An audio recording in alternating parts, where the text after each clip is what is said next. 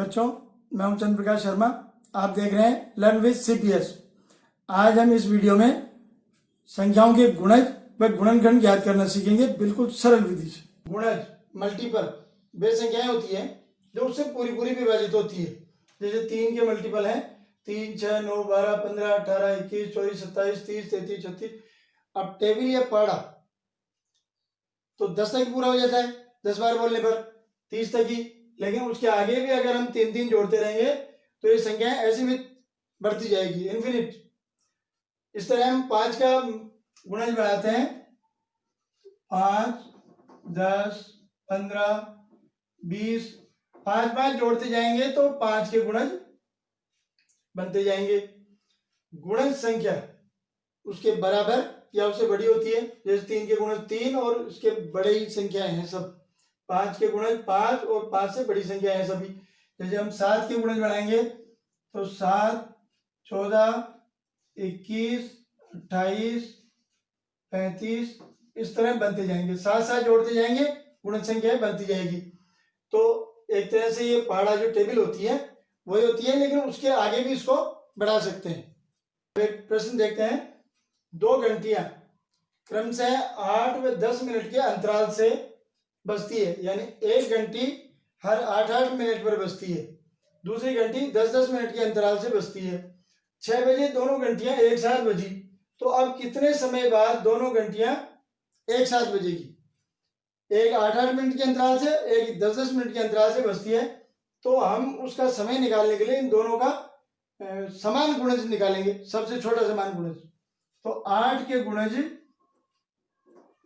8, 16, 24, 32, 40, 48 इस तरह होते जाएंगे। फिर 10 के गुणज निकालेंगे 10, 20, 30, 40। तो हमको एक संख्या मिल गई 40 दोनों में। ये 40 दोनों का समान गुणज है, सबसे छोटा समान गुणज।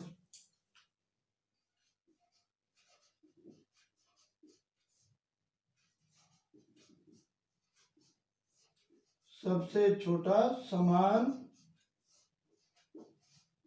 गुणज 40, यानी 40 मिनट बाद ये दोनों घंटियां एक साथ बजेगी। तो 6:40 पर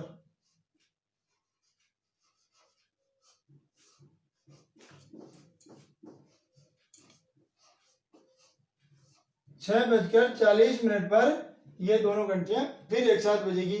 ये 40 इसका लघुत्तम समापवर्ती भी है। एलसीएम के अनेक तरीके हैं, उनमें से एक सरल तरीका ये है। अगर छोटी संख्याओं का लघुत्तम निकालना हो तो सबसे छोटा समान गुणज ज्ञात करके और लघुत्तम निकाल सकते हैं। अब हम इन दोनों संख्याओं के समान गुणज ज्ञात करेंगे। समान गुणज जो दोनों लाइनों में है, यानी 3 की टेबल में और 5 की टेबल में जो आ रहे हैं समान संख्या है, तो सबसे पहले समान गुणज है 15, दोनों में आ रहा है। उसके बाद समान गुणज है जो दोनों में आएगा 30। अब इस तरह और अगर हम इनको आगे बढ़ाएंगे तो 45 भी इनका समान गुणज होता है। इन समान गुणजों में से जो सबसे छोटा समान गुणज होता है वो इन दोनों संख्याओं का लघुत्तम समापवर्ती भी होता है, एलसीएम। लघुत्तम समापवर्ती निकालने के और भी तरीके हैं, लेकिन एक तरीका उनमें से ये भी है। अब सबसे छोटा समान गुणज है 15। ये तरीका भिन्न संख्याओं के जोड़ बाकी फ्रैक्शंस के जो एडिशन सब्सट्रैक्शन के क्वेश्चन हल करते हैं तो उनमें लघुत्तम निकालने के लिए ये तरीका एक आसान तरीका है। जैसे 2/3 जोड़ 1/5। अब हमको 3 और 5 का लघुत्तम निकालना है, तो सबसे छोटा समान गुणज 3 के पहाड़े में भी 15 आते हैं और 5 के भी 15 आते हैं, यानी वो संख्या जो इन दोनों से विभाजित हो, सबसे छोटी हो, वो लघुत्तम होती है। तो सबसे छोटा जो समान गुणज होता है वो लघुत्तम भी होता है। किसी संख्या के गुणनखंड वे संख्याएं होती है जिनका उस संख्या में पूरा पूरा भाग जाता है। जैसे 8 के गुणनखंड करने हैं तो 8 में किस किस संख्या का पूरा पूरा भाग जाता है? 1, 2, 4 और 8। एक प्रत्येक संख्या का गुणनखंड होती है और वह संख्या स्वयं भी अपना एक गुणनखंड होती है।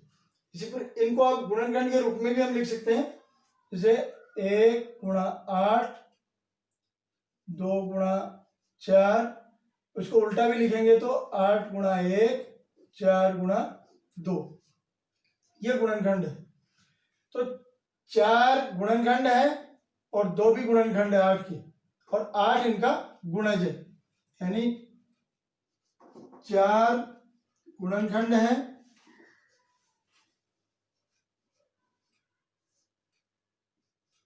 और 2 भी गुणनखंड है।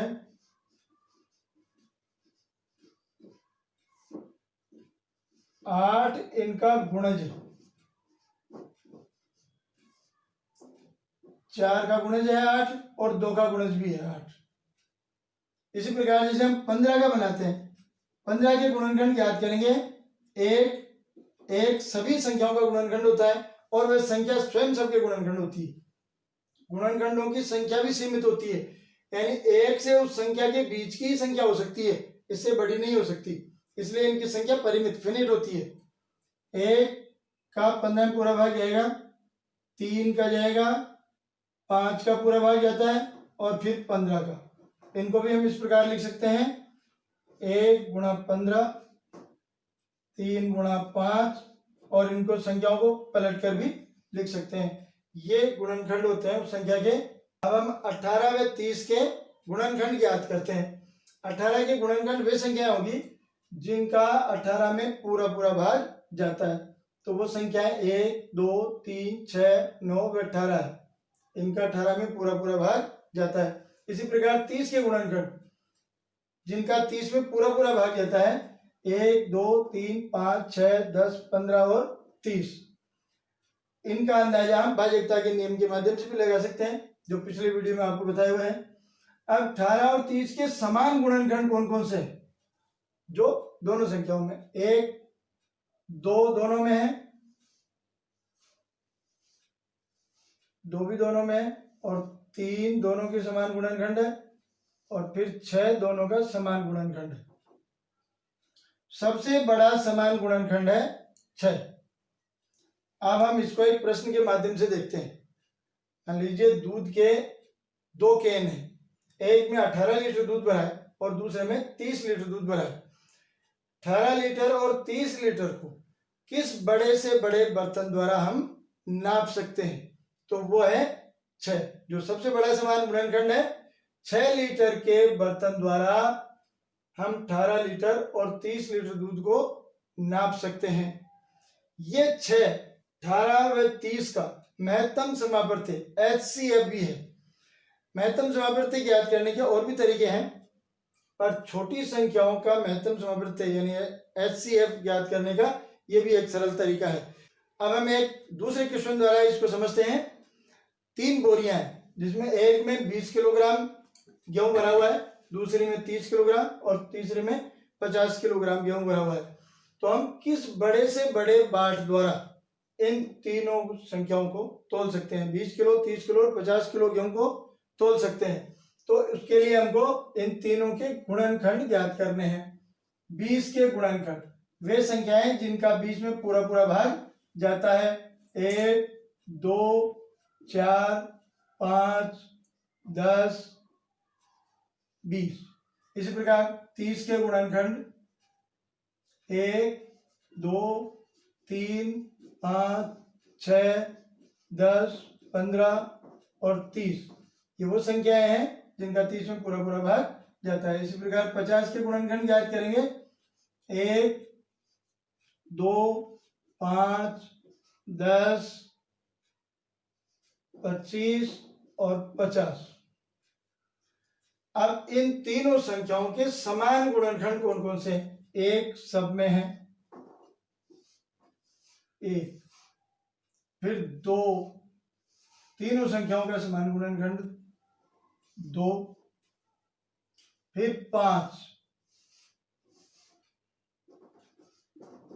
और 5 के बाद 10,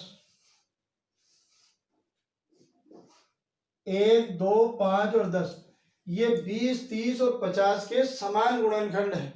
अब इनमें सबसे बड़ा समान गुणनखंड कौन सा है? 10। तो हम 10 किलोग्राम के बाट से 20 किलोग्राम 30 किलोग्राम और 50 किलोग्राम गेहूं को तोल सकते हैं। ये HCl महत्तम समापवर्ती भी है। 20 30 और 50 का HCl 10 है।